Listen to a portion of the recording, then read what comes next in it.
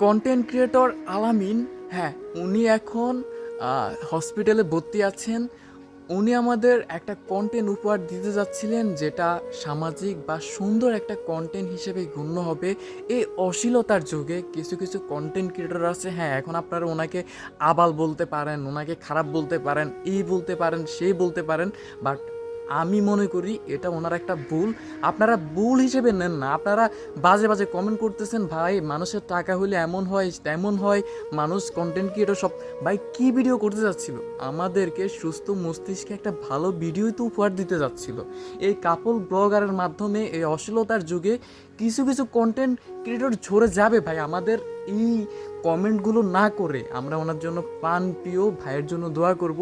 কেন পান প্রিয় ভাই, কেন ভালো কন্টেন্ট ক্রিয়েটর? কারণ আজ পর্যন্ত অশ্লীলতার যুগে উনি একটা খারাপ কন্টেন্ট তো উপহার দিচ্ছে না। তাহলে আমরা ফেসবুকে ঢুকলেই অশ্লীলতা, ইউটিউবে ঢুকলেই অশ্লীলতা, এই অশ্লীলতার যুগে যারা ভালো ভালো কন্টেন্ট দিচ্ছে ভাই তাদেরকে সাপোর্ট করি না। কেন আমরা অশ্লীলতা ছড়াচ্ছি? কেন আমরা ওইগুলোই শেয়ার করব, ওইগুলোতে ভালো কমেন্ট করব? এই ভালোর অশ্লীলতার যুগে ভালো ভালো কন্টেন্ট যারা আছে তারা ঝরে যাবে আমাদের ভুলের জন্য। আমরা কি কমেন্ট করতেছি? উনি একজন ভালো কন্টেন্ট ক্রিয়েটর। আজ ওনার, আমি আপনাদেরকে মূল কথাটা বলি। উনি পানি আছে না, পানির মধ্যে আপনার লিকুইড দিয়ে মানে গ্যাস দিয়ে উনি চাচ্ছিল যে এখানে অল্প একটু লিকুইড দিয়ে উনি একটা কন্টেন্ট উপহার দিবে আমাদের মাঝে, মানে এখান থেকে উনি হেঁটে যাবে। জাস্ট এটা একটা উনি ভাবে নাই যে এখানে লিকুইড বেশি হয়ে গেছে, ওনার আজ এমন একটা অবস্থা হবে। তো এটা ওনার একটা ভুল, এই ভুলটা আপনি নেন না ভাই। আপনারা এই ভুলটা হিসেবে ওনার জন্য আমরা দোয়া করি না। ওনাকে ভিত্তি করে হাজার হাজার মানুষ এমন কন্টেন্ট আপনারা বানাচ্ছেন, মানে ওনাকে ছোট করে, বা আপনারা বোঝাচ্ছেন। হ্যাঁ, আপনারা এভাবে বলেন যে একটা কন্টেন্ট ক্রিয়েটর আজ এমন অবস্থা, আপনারাও এমন এমন ভিডিও বানাবেন যেগুলোর রিস্ক নেবেন না।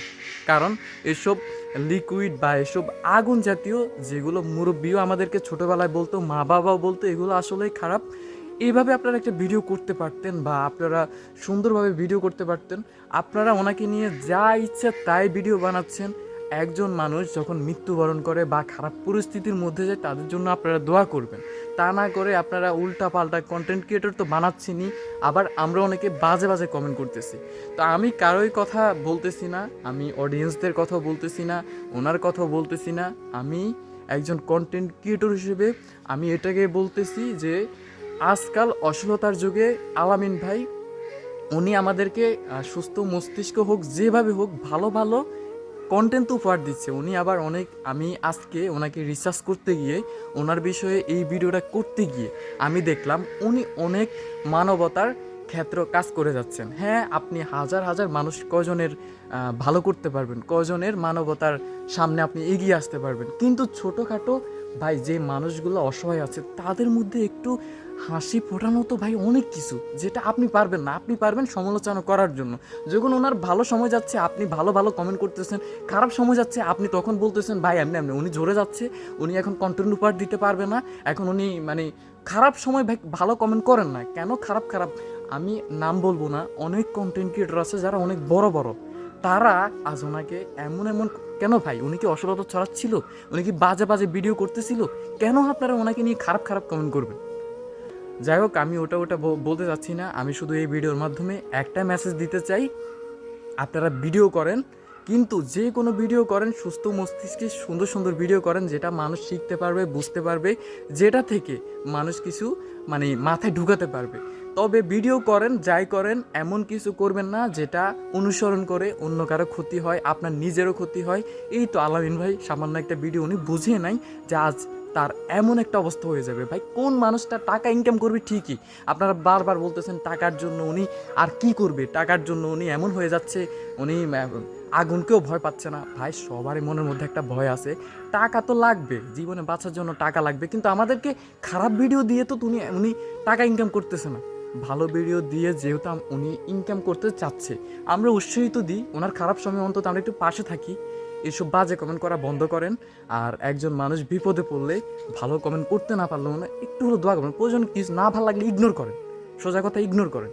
আচ্ছা, যাই হোক, আর বেশি ভিডিও করতে চাই না, ভিডিওটা বড় করতে চাই না, শুধু বলবো ওনার জন্য পারলে দোয়া করেন, নাইলে আপনারা বাজে কমেন্ট করেন না।